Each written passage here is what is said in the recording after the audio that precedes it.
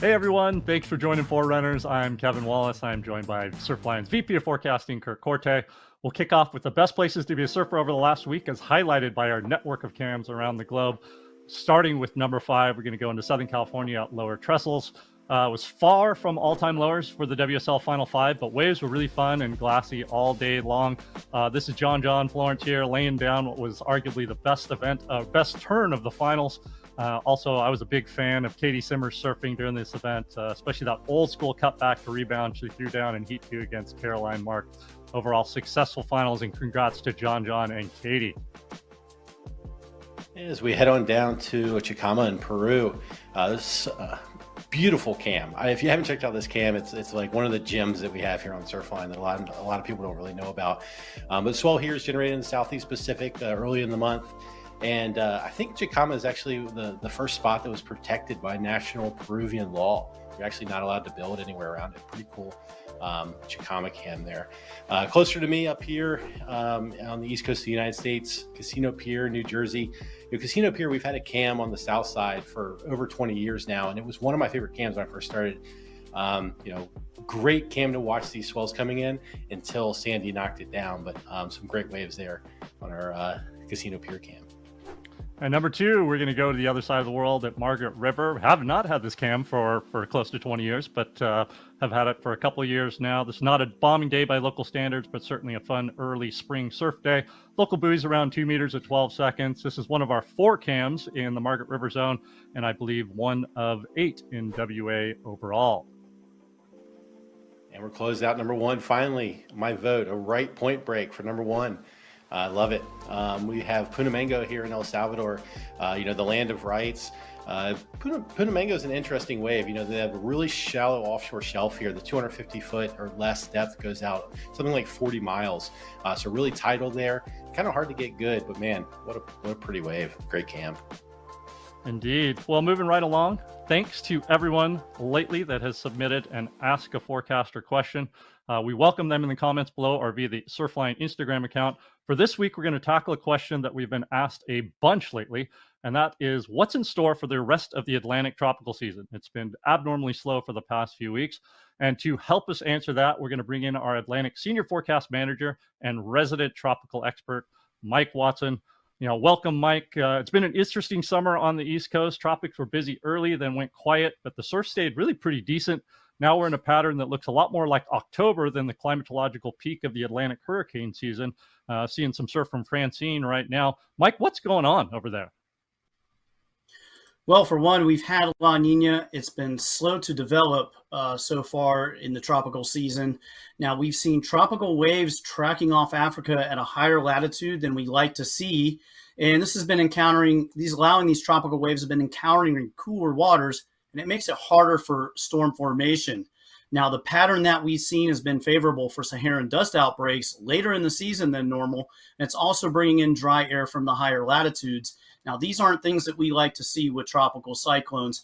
Here on this sea level pressure anomaly chart, you can see if you look right around the Canary Islands off Africa, that blue signal is showing where pressures have been lower than normal. And this has been that exit point I've been talking about of these waves. So moving off higher than we like to see them coming down a little bit lower latitude for formation. Now, for the rest of the season, we're seeing indications of a little bit more favorable tropical Atlantic pattern late month, early October. Now, when we look at our climatological peak of the season, we do tend to see a secondary peak in early October for tropical activity. And as we still have a ways to go, as we go through this season, still a couple months left here. And as you can see on this chart, around September 10th is when we hit our peak. But there's some secondary peaks here as we hit late month into early October. So we're going to need to watch out, keep our eye on things out there. As we get deeper into the season, we're also going to be looking more towards the eastern side of the western side of the basin for storm activity. So need to keep our eyes peeled.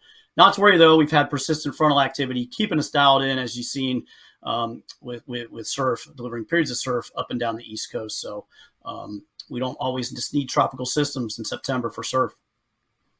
Yeah, cool. Well, thanks, Mike, for jumping on. Best of luck to you through the remainder of the season. Hopefully, surf continues regardless of where it's coming from.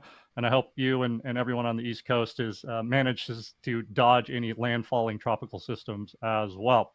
Okay, heading over to the other side of the pond. It's been a long, slow summer for parts of the UK, especially the eastern UK.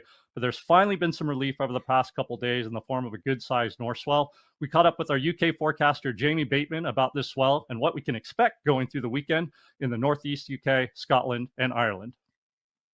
All right, Jamie Bateman, welcome to Forerunners. Great to have you on this episode following your coronation as the Surfline Forecast Team's best surfer, a Wales Masters champion.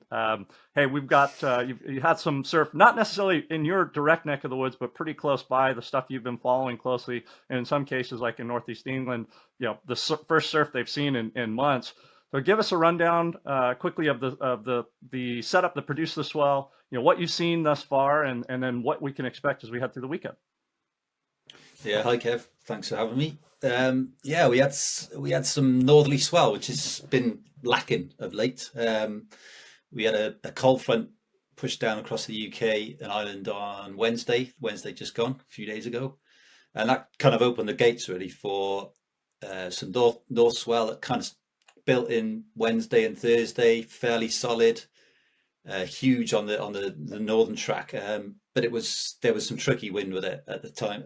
At the same time, northwesterly wind, which is not great luck for most places. But like you said, yeah, the surfers on the east coast of England have had nothing for months, and this swell on Wednesday morning must have been just amazing to wake up to. It was the kind of shelter breaks were clean, and the sun was out. It was like must have been like they must have just been trying to dig their stuff out of the shed. Yeah.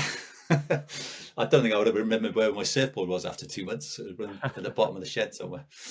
But yeah, it was great. I mean, like I say, tricky conditions at the really exposed places. But yeah, down the east coast of England, that's the first swell.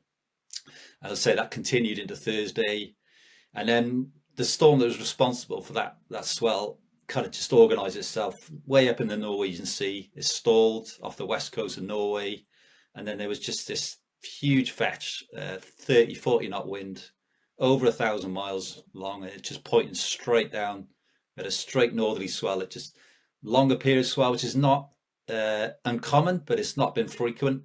Like I say, it's been fairly lackluster. So we had some 13, 14 second swell, topping out 10, 12 feet on the wave buoys on the north of Scotland, a little bit less, 6 to 8 foot, but still solid on the northeast coast of England. And obviously some northern facing breaks in Ireland as well, seeing the same swell. Like I say, tricky wind Wednesday, Thursday, but it all came together Friday today, and we have some offshore winds all weekend. That's courtesy of a low that's going to deepen to the northwest of Ireland and just set up prime conditions. The swell is on the slide as of today, Friday, and it will tailor down through the weekend, but there's still going to be some really fun waves out there. And yeah, make the most of it. The sun's shining. It's been cold because of that northerly airstream, but hey, it's been looking really fun today. Cool. Well, Jamie, thanks so much for taking the time to join us, especially on your Friday evening. I know you're not getting anything from this really, but it does look like you've got some waves coming up through the middle part of this upcoming week. So hope you're able to go out and get some. And again, thanks for joining us. Yeah. Okay. Thanks, Kevin. All righty, we're going to zoom back out for a global view again for our purple blob of the week. We've had a somewhat slower week, but a couple things do stand out as we take a look at our global wave height animation. First of all, is down in the Southern Ocean and Tasman Sea. Got a lot of swell lining up for the southeast and east coast of Australia the next week, as well as New Zealand and Fiji, but a mixed bag of conditions. The Western Pacific tropics also starting to flare up. But as this has been at least a semi-Atlantic themed Forerunners, we're going to stick there in the North Atlantic. And Kurt, what do we have in store in the North Atlantic as we move out over the next week or so? This warms my heart. As we zoom in here to the stormy North Atlantic basin, we have several things that we're keeping an eye on here. We actually have a tropical storm, like Mike mentioned earlier in the show. really struggling with dry air, high latitude tropical wave that moved off, kind of checking all those boxes that we talked about. That's the system, or the swell from that you can see in between the islands in West Africa there. We also have a low that's going to be tracking up into the North Atlantic, the far North Atlantic. That's going to send the pulse that we hinted at with Jamie during the middle part of next week. High pressure over the UK should set up potentially some pretty good conditions for that swell. Nothing huge, but a nice little westerly swell pulse for us. As we get over into the western part of the basin, we're going to be watching an old frontal boundary that's off the southeastern U.S. coastline. Looks like an area low pressure likely to develop along that. It might be non-tropical to start, but really that's just semantics, really, because the gradient between high pressure to the north and that system going to produce a lot of onshore winds for my neck of the woods here on the Outer Banks and for parts down into the southeast. Really good run of waves for Florida lining up. So I'm going to make sure those Florida guys have plenty of work as we head into later this week and into next week, or into this week and into early next week.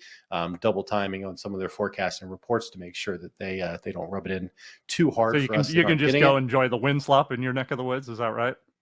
Yeah, I'm going to head on down to Frisco and get a little side shore wind swell. I'll see you there, Kevin. I'm flying over. Can't wait. Yeah. But Frisco strike.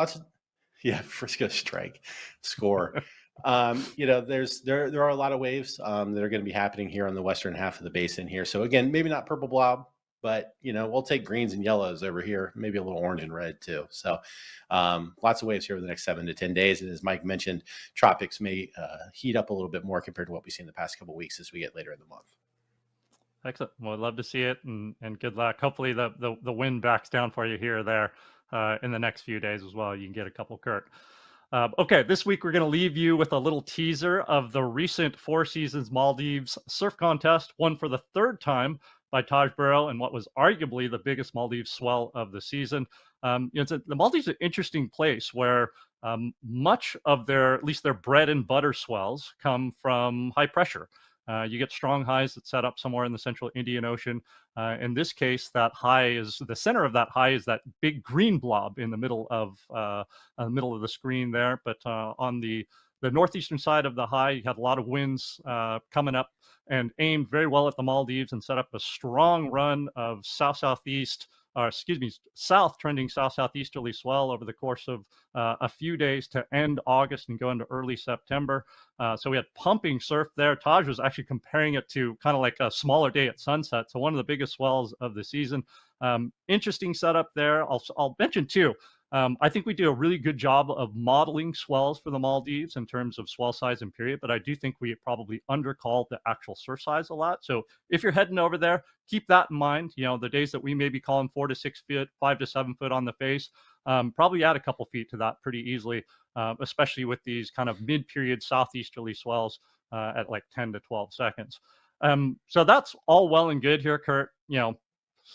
Waves, wind, waves, storms, all that stuff. Great stuff. The stuff that I really want to talk about here is producer Mark Beatty's insane barrel that he got right in front of Taj.